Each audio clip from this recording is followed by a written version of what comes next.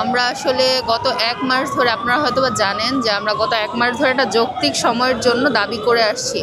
আপনারা হয়তো মানে বিসিএস এ একটা যে পরীক্ষা হয় মোটামুটি রিটেন পরীক্ষা প্রিলিমিনারি হয় 200 মার্কের। ওটা জাস্ট আমি যদি আপনাকে বলি একটু ব্রিফ করি যে ওটা হচ্ছে একটা ছাঁটাই পরীক্ষার মতো হয়। 3.5 লাখ থেকে 4 লাখ স্টুডেন্ট আমরা ওখানে বসি।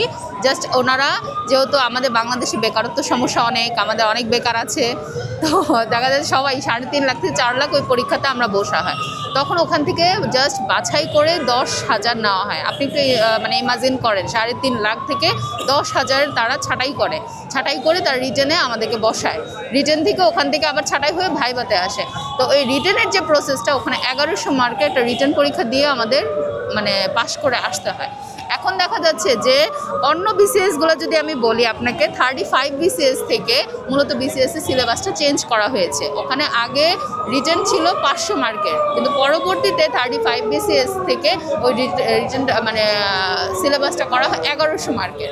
তো ওই 1100 মার্কের পড়ার জন্য আমরা যদি স্যারকেও বলি, মানে যিনি এখন পিএসসি চেয়ারম্যান, ওনাকেও যদি বলি যে স্যার আপনি শুধু 1 মাসই সাবজেক্টগুলো বুঝবেন, ওনার 1 মাসও মনে হয় মানে আরও বেশি লাগবে ওনার সাবজেক্টগুলো বুঝতে। কারণ বাংলা 200 মার্ক, ইংরেজি 200 মার্ক, সাধারণ জ্ঞান জেনারেল, বাংলাদেশ বিষয় বলি আন্তর্জাতিক মিলে 300 মার্ক, গণিত 100 মার্ক, বিজ্ঞান 100 মার্ক, এই সাবজেক্টগুলো। এবং এখানে একদম প্রত্যেকটা টপিকের মধ্যে কিছু না কিছু ভ্যারিয়েশন আছে, এগুলো আপনার বুঝতে হয় আপনার। আর যেহেতু এটা এত পরিমাণে একটা কম্পিটিটিভ এক্সাম, এখানে কোনো সময় আপনার বইয়ের হুবহু কিছু আসে না, তার মানে এটা আপনার বেসিক থেকে দেখতে হবে। ওই বেসিকের জন্য আপনার অনেকগুলো বই পড়তে হবে।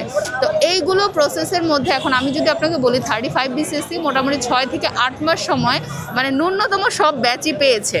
আপনারা যদি মানে এটা আমরা ফেসবুকেও দিয়ে দিছি যে কোন পরীক্ষার্থীরা কতটুকু সময় পেয়েছে, কিন্তু আমাদের ক্ষেত্রে এটা হয়ে গিয়েছে মাত্র 40 দিন।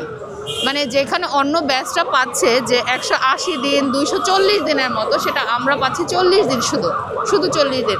তার উপর এখন আমরা শুধু এটাই স্যারের কাছে কথা যে আমাদেরকে একটু সুযোগ দেন। মানে আমি বলছি না যে আমাদেরকে আপনি পরীক্ষায় কোনো নাম্বার বাড়ায় দেন, আমাদেরকে কোনো স্পেশাল সুবিধা দেন, বা আমি নারী কোঠা হিসাবে আমাকে কিছু নারী হিসাবে আমাকে কোনো সাহায্য করেন, কিছুই না। আমরা একটু পড়তে চাচ্ছি।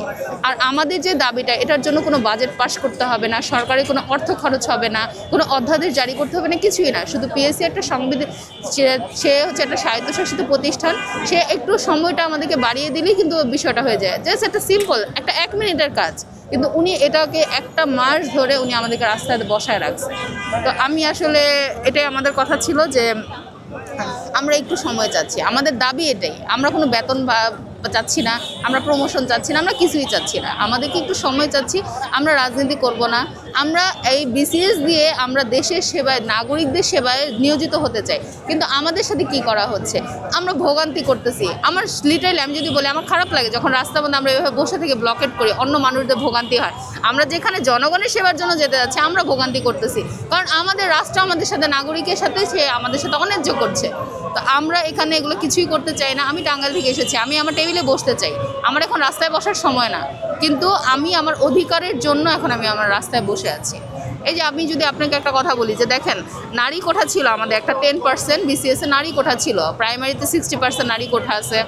তো এই যে বৈষম্যহীন বাংলাদেশ আমরা বলি, এটার জন্য কিন্তু আপনারা কিন্তু এটা আমি একটু আপনাদেরকে একটা তথ্য দিই যে বিসিএসে যদি মনে করেন আমি পুলিশ কাডারের কথা আপনাকে বলি, ধরেন 100 পুলিশ নিতে হবে, এখন 90টা মানে পজিশন দিয়ে নেওয়া হয়ে গেছে। এখন 10টা যদি খালি থাকে নারীদের জন্য, এখন আমার নাম্বার যতই কম থাকুক, যদি অথরিটি না পায়, মানে পুরুষ মানে নারী ওইভাবে না পায়, তখন সে নিচের থেকে হলেও তাকে নারী নিয়ে ওটা ফিল আপ করতে হবে।